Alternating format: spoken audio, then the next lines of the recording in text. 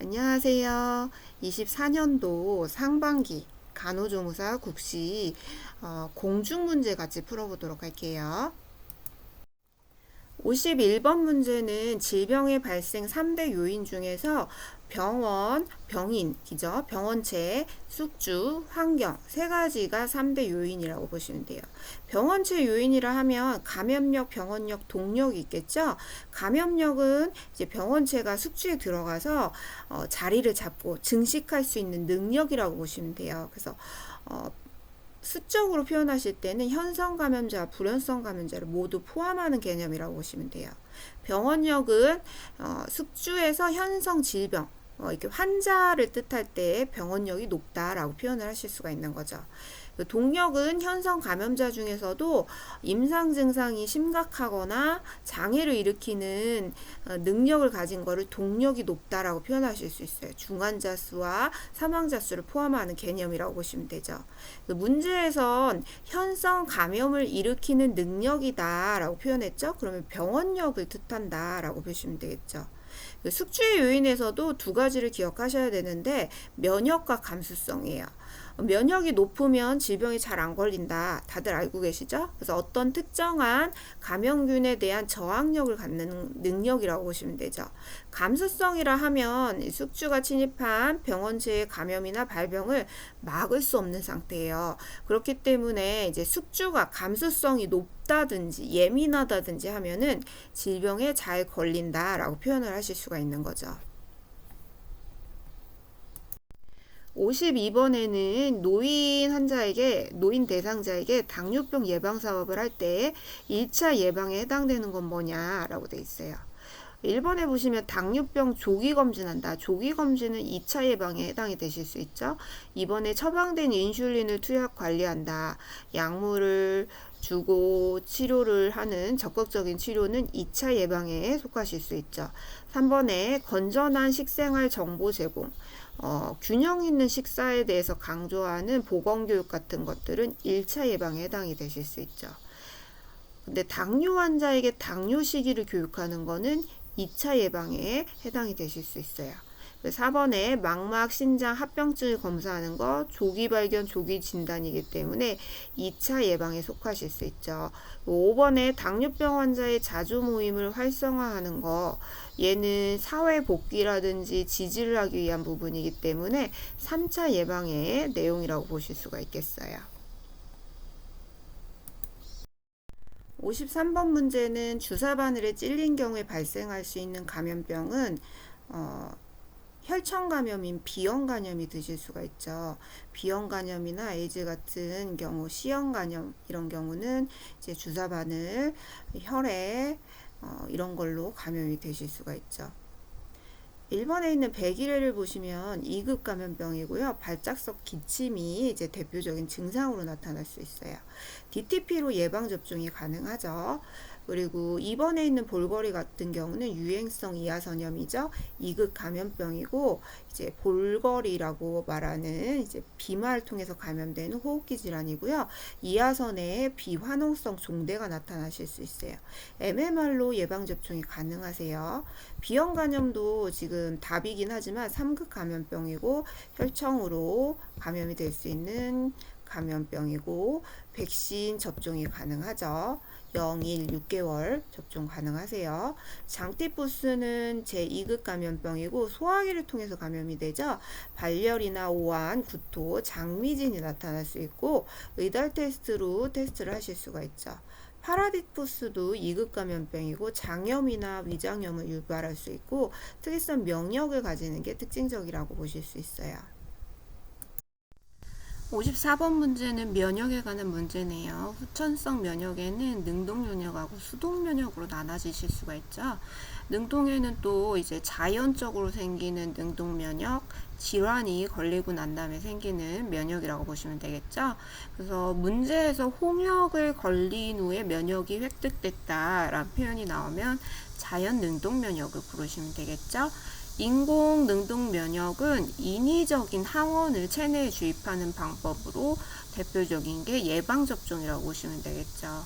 수동 면역의 자연은 이제 태반을 통해서 항체를 받거나 모유수유를 통해서 받는 형태인 자연 수동 면역이 있겠어요. 인공 수동 면역은 항체를 인위적으로 주사하는 방법이라고 보시면 되겠죠. 능동 면역은 효과가 장기적이지만 수동 면역 같은 경우는 오래 지속되지 못하는 면역이라고 보시면 되겠어요. 그래서 문제 54번에 인플루엔자 예방 접종 후에 얻는 면역은 무엇이냐? 인공, 능동 면역이 되실 수가 있겠죠.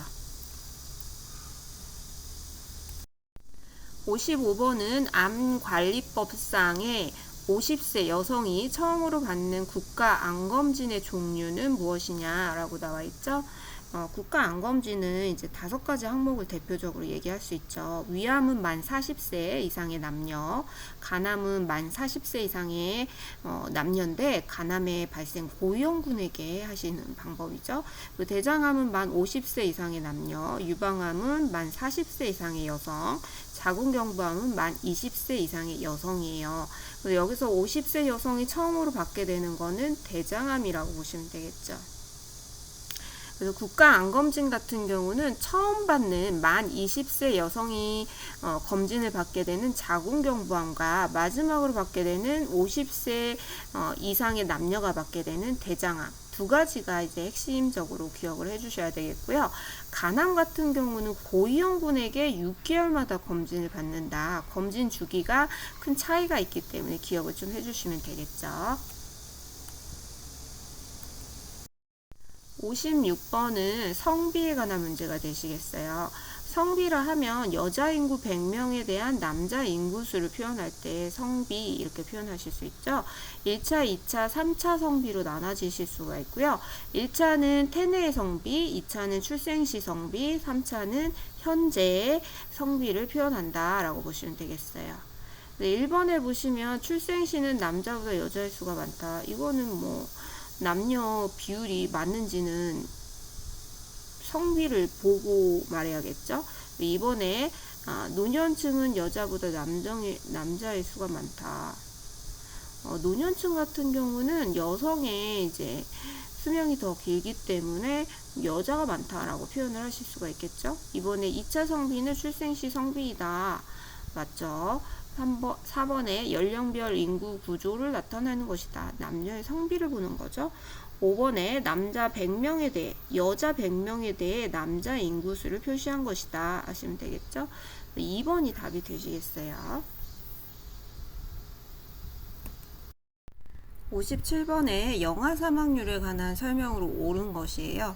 영아 사망률 같은 경우에는 특정 연도의 총 출생아 수 분의 같은 해 1세 미만 사망자 수 곱하기 1000을 나타내는 지표이겠죠. 1번에 영아는 출생 후 1년 미만이라고 보시면 되겠고요. 2번에 영아 사망률이 높을수록 그 나라의 보건 수준은 낮다라고 표현을 하시면 되겠죠. 그래서 영아 사망률 지수가 올라간다는 거는 사망자 수가 많다는 얘기잖아요. 그만큼 환경위생이나 무자보건 영양 수준이 떨어진다라고 표현하실 수가 있죠.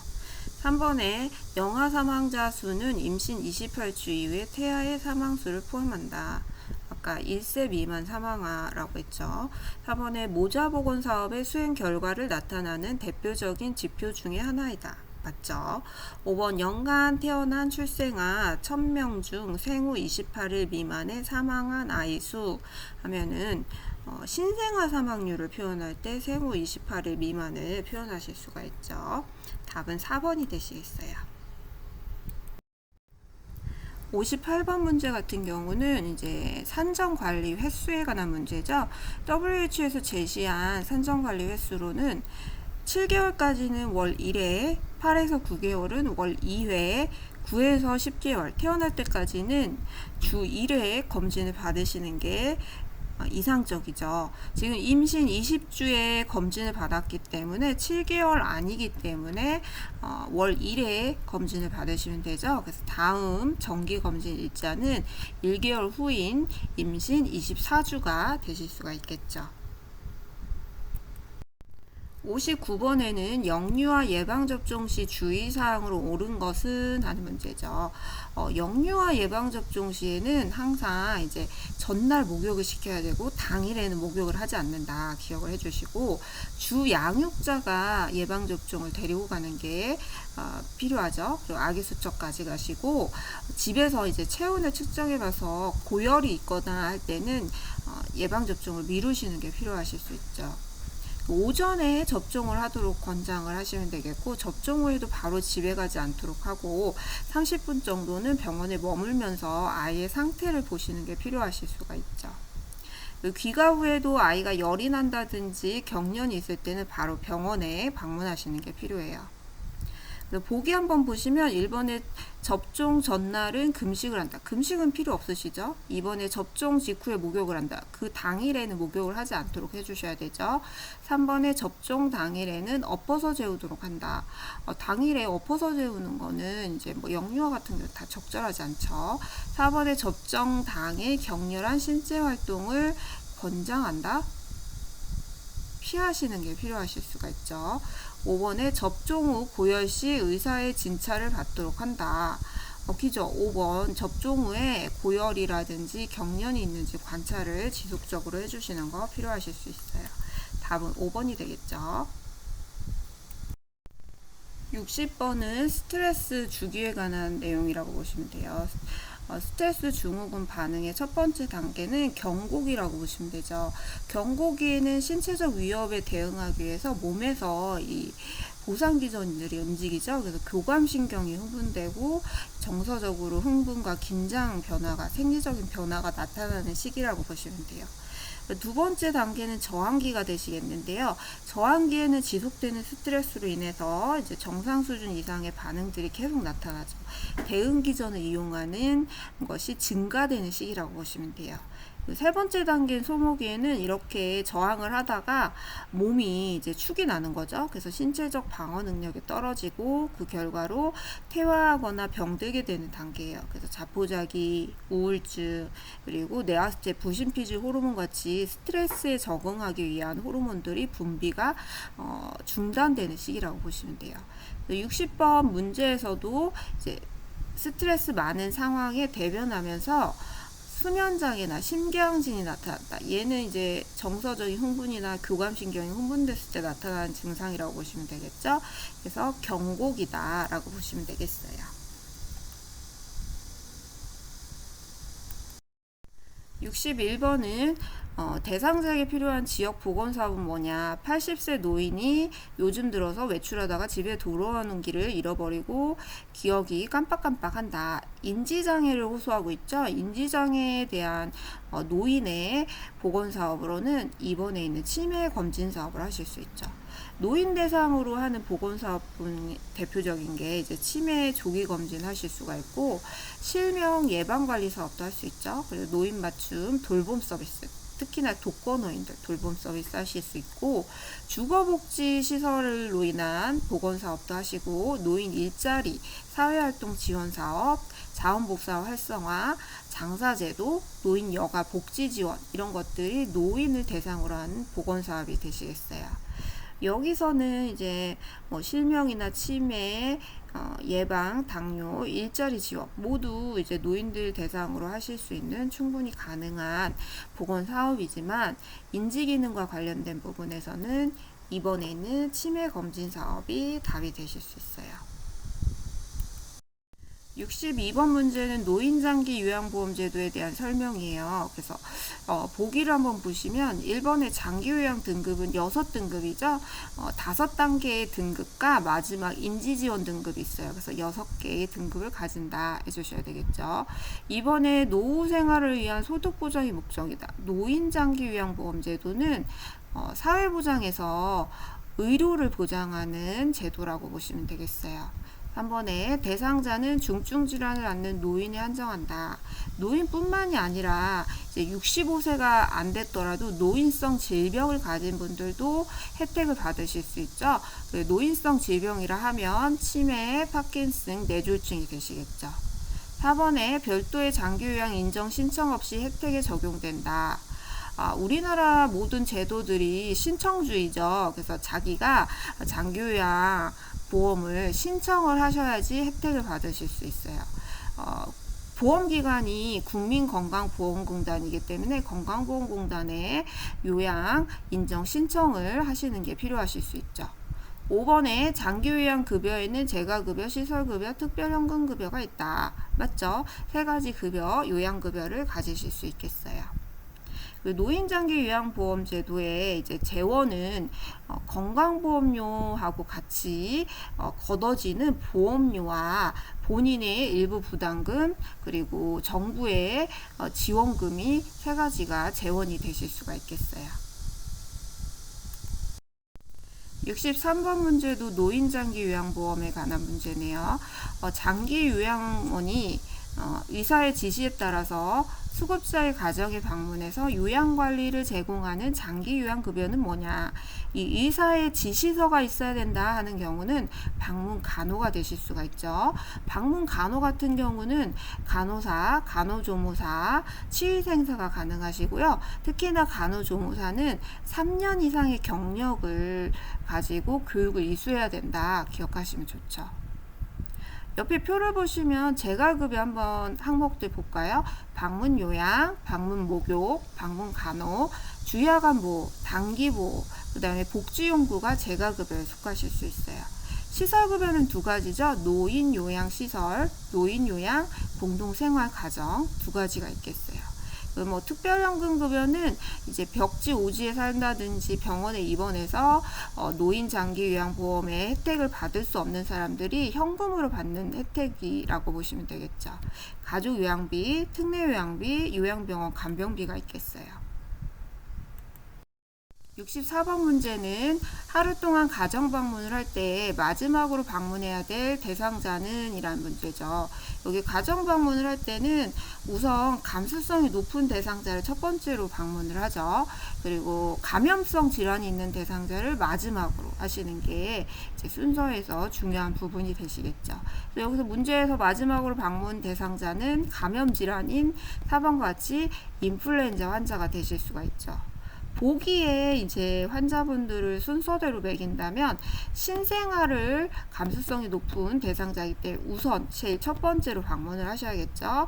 그 다음에는 임산부, 그 다음에는 고혈압이나 퇴행성 관절염은 같이 보셔도 되겠죠. 그래서 같은 단계로 방문을 하시면 되겠고 마지막에 인플루엔자 감염 환자를 방문하시면 되겠죠. 가정 방문의 우선순위 옆에 한번 다시 또 정리해 보시면 전염성 대상자, 비전염성 대상자가 있는 경우는 비전염성 환자를 먼저 보셔야 되죠. 그리고 감수성 있는 영유아를 우선 방문하시고 개인보다는 집단을 우선하고 이제 여기저기 떨어져 있는 산재된 환자보다는 집단으로 모여 있는 단체를 우선적으로 선택하시는 게 필요하죠. 그리고 그 전부터 보던 구환자보다는 새롭게 문제가 발견된 신환자를 우선 방문하셔야겠고요. 건강 문제가 있는 대상자를 방문을 하시는 게 이제 가장 우선시 해주셔야 되는 부분이고 특히나 건강에 문제가 있는 사람과 건강에 문제가 의심되는 환자가 있다 할 때는 의심되는 대상자를 먼저 방문을 해주셔야 되겠어요. 건강한 사람과 건강 문제가 있는 사람 하면 건강 문제 있는 사람을 방문하고 건강 문제가 있는 사람, 건강 문제가 의심되는 사람 할 때는 의심되는 사람을 먼저 방문하셔야 된다는 거죠. 그리고 만성질환자보다는 급성질환자 그리고 경제라든지 교육 수준이 낮은 계층을 먼저 방문하시는 게 필요하시겠어요. 65번 문제는 의료법상 의료인은 누구냐라고 물어보고 있죠. 의료법상 의료인은 의사, 치과의사, 한의사, 조산사, 간호사가 되시겠죠. 보기에서는 치과의사가 답이 되시겠어요. 66번은 정신의료기관의 입원에 관한 문제라고 보시면 돼요. 크게 5가지 입원이 있죠. 첫 번째가 자의 입원이에요. 본인이 원해서 입원하는 경우에는 퇴원 신청을 했을 때도 지체 없이 퇴원을 하셔야 되고 2개월마다 퇴원 의사를 확인하시는 거 필요해요. 동의 입원, 우리 66번 문제에도 동의 입원이죠. 이제 보호 의무자의 동의하에 입원한 경우에요. 퇴원이 요청할 경우에는 이제 퇴원을 할 수 있지만 보호 의무자가 동의를 하지 않는 경우에는 의료기관에서 72시간 동안까지는 퇴원을 거부하실 수 있죠. 그리고 세 번째는 보호 의무자 2명 이상에 의한 입원이 되시겠어요. 이때는 이제 본인이 퇴원을 요청한다고 퇴원할 수가 없죠. 3개월 동안 입원하실 수가 있고 그 뒤에는 이제 기간을 계속 연장을 하시는 게 필요하실 수가 있어요. 네 번째로는 시군 구청장에 의한 입원이 있어요. 정신질환으로 자신의 건강이나 타인의 건강을 해칠 위험이 있는 사람을 입원시키는 거죠. 2주 이내에 2주 동안 입원시키실 수가 있죠. 그리고 응급 입원이 있어요. 얘는 급박한 상황에 의사와 경찰관의 동의를 받아서 3일 동안 입원시킬 수 있는 입원이 있겠어요. 여기서 보시면 문제가 동의 입원이었죠. 동의 입원은 자의 입원과 마찬가지로 2개월마다 퇴원 의사를 확인하실 수 있겠어요. 67번의 결핵 예방법에서 전염성 결핵 환자와 접촉한 동거 가정에 대해서 우선적으로 실시하는 관리 조치는 결핵 검진이 되시겠어요. 우리 결핵 검진 같은 경우는 의료기관이나 산후조리원, 학교, 유치원, 어린이집, 아동복지시설 기관의 종사자나 교직원은 기관장애나 학교장에 의해서 결핵 검진을 시행을 하셔야 되죠. 그리고 결핵 발생 우려가 높은 대상자들 있죠. 집단 생활하는 사람들은 시, 군, 구청장에 의해서 검진을 시행하실 수가 있고요. 결핵 접촉자인 경우에도 시, 군, 구청장에 의해서 결핵 검진을 받으실 수 있겠어요. 68번은 구강보건법상에서 설명하는 용어에 대한 문제죠. 구강질환의 예방과 진단, 구강건강에 관한 교육관리 등을 함으로써 국민의 구강건강을 유지 증진시키는 사업이 뭐냐. 사업이니까 1번의 구강보건사업이 되실 수 있죠. 나머지 것들도 살펴보시면 두 번째 있는 구강건강 실태조사는 질병관리청장은 보건복지부 장관과 합의하에 국민이 구강건강 상태와 구강건강의식 등을 구강 실태조사를 하실 수 있다. 3년마다 조사를 하실 수가 있는 거죠. 그 다음에 구강관리용품 생산지원이라는 게 있는데요. 얘는 이제 구강관리용품의 생산을 위한 연구 개발을 이제 지원하는 사업이 되시겠어요. 그리고 수돗물 불소 농도 조정 사업은 충치 발생을 예방하기 위해서 상수도, 정수장 또는 수돗물 저장소에 불소화합물 첨가 시설을 이용해서 수돗물의 불소 농도를 적정 수준 유지, 조정하는 사업이다 하시면 되겠어요. 초등학생 치과 주치 사업은 초등학생들의 구강 건강 관리를 위해서 구강 검사나 구강 질환 예방 진료, 구강 보건 교육 등을 지원하는 사업이다 하시면 되겠어요. 69번은 혈액관리법상 혈액원의 헌혈자에 대해서 체열을 실시하기 전에 하는 검사는 뭐냐. 여기서 두 번째 혈압 측정을 하실 수가 있죠. 우선은 혈액관리법의 혈액 자체는 전혈, 농축 적혈구, 신성 동결혈장, 농축 혈소판이 되시겠죠? 체열 전에 하는 검진은 이제 과거의 헌혈 경력이라든지 혈액 검사 결과 체열 금지 대상장 여부를 확인하시겠고요. 문진, 시진, 촉진을 하고 체중, 체온, 맥박, 혈압을 측정하실 수 있어요. 그리고 빈혈 검사도 하죠. 그리고 혈소판 개수 검사 이런 것도 시행하실 수가 있겠어요. 그 혈액을 체열한 다음에 그 혈액을 가지고 적격한지를 평가하기 위한 검사는 간기능 검사나 B형 간염, C형 간염, 에이즈, 외독 검사를 시행하실 수 있어요. 70번 문제는 감염병에 관한 내용이죠. 전파 가능성을 고려해서 발생 또는 유행 시에 24시간 이내 신고를 하고 격리가 필요하다 하면은 2급 감염병이 되시겠죠. 1급 같은 경우는 즉시 신고하죠. 그리고 음압 격리 해주셔야 돼요. 지금 3급 같은 경우는 발생을 계속 감시할 필요가 있기 때문에 24시간에 신고를 하시고 격리는 필요 없으시죠. 4급 같은 경우는 표본 감시 활동이 필요한 감염병이라고 보시면 돼요. 그리고 우리 감염병 같은 경우는 신고 의무자가 있죠. 의사나 치과의사, 한의사, 의료기관의 장, 부대장, 확인기관장은 관할 보건소에 신고를 해주셔야 되겠어요.